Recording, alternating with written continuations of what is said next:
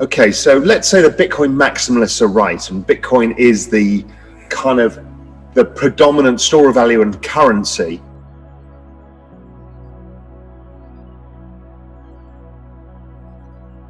Well, in that world, it becomes the denominator against which we judge all assets. Now, if it's so deflationary that it goes up in price all the time, it means that everybody else will only put their money in Bitcoin and not other assets, unless you get short-term cyclical moves in other assets. That would tend to make Bitcoin outperform all assets, which stops all productive use of capital.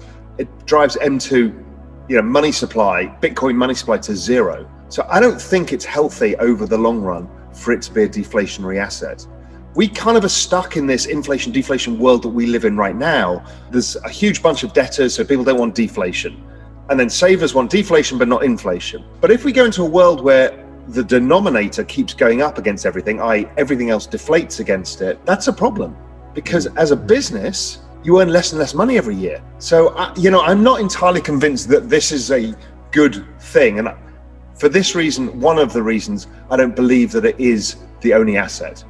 I think it is a pristine asset. It has attributes, but it won't be everything.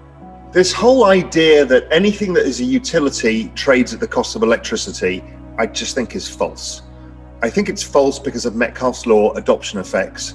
And we've seen that time and time again, that network effects operate perfectly in Ethereum.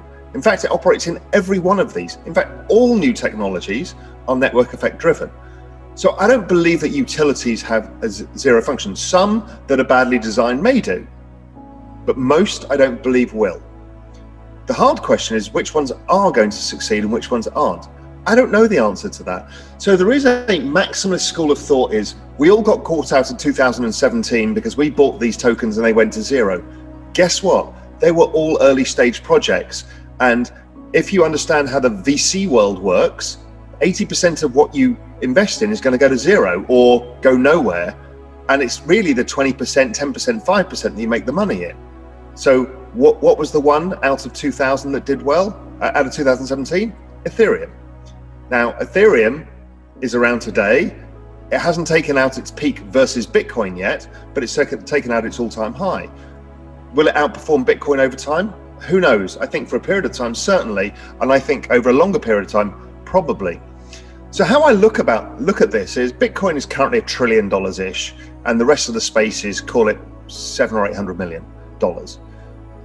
If I look at the equity space, or the fixed income space, or the credit space globally, they're all about 300 to 500 trillion.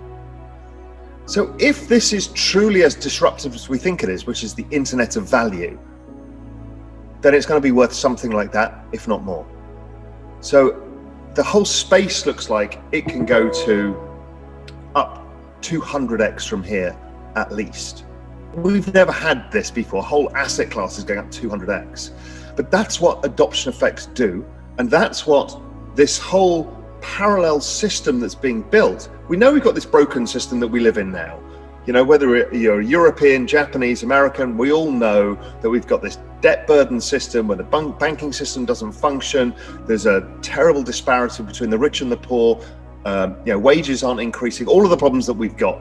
Then over here, there's a bunch of really smart people in the thousands or tens of thousands who are building an alternative system.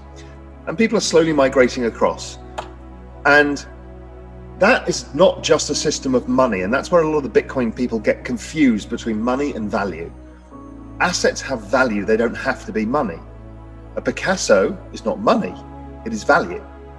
So I think those two things are different. And I think once the whole space builds interoperability, you and I won't care what platform we're buying and selling or streaming on.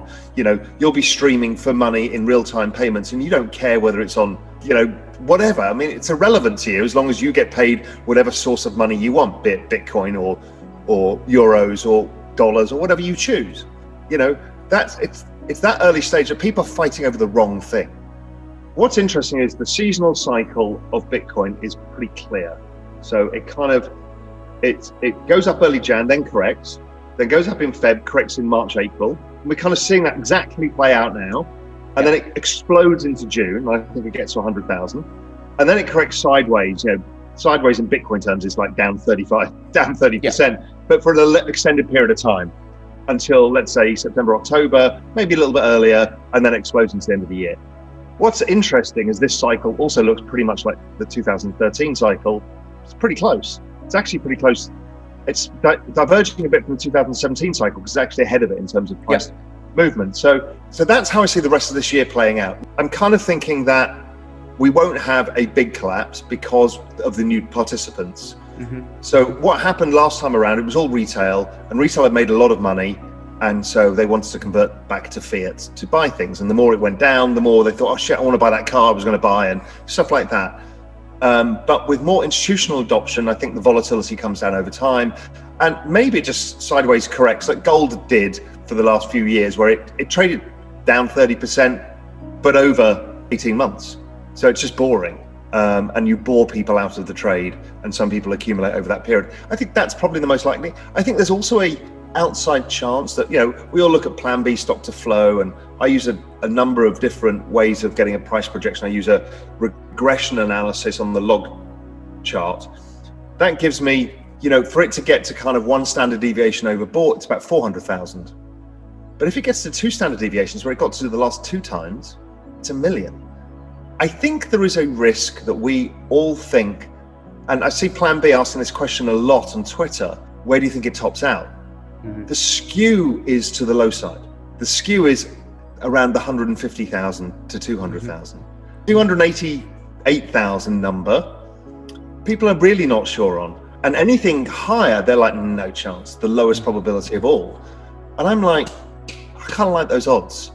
I kind of feel that we could have that shocking moment where a lot of people sell out at between 150 and 250 for these reasons. We've all kind of seen that, and we all think that could be the case, and we could overshoot. We could see an elongated cycle. So I don't know. It's hard to play. I think I will probably take some off the table somewhere in that, and probably hold some. It's difficult to know what to do. You can just hold it. It depends what age and what you want to do with the money. You either want to keep it in Bitcoin because you want to just participate in the next cycle, so you just think of it as just a savings vehicle, or you want to cash in for lifestyle chips and buy yourself a house or a car or do whatever you want to do, and you need to time that if you want to take some money off the table to use for other purposes.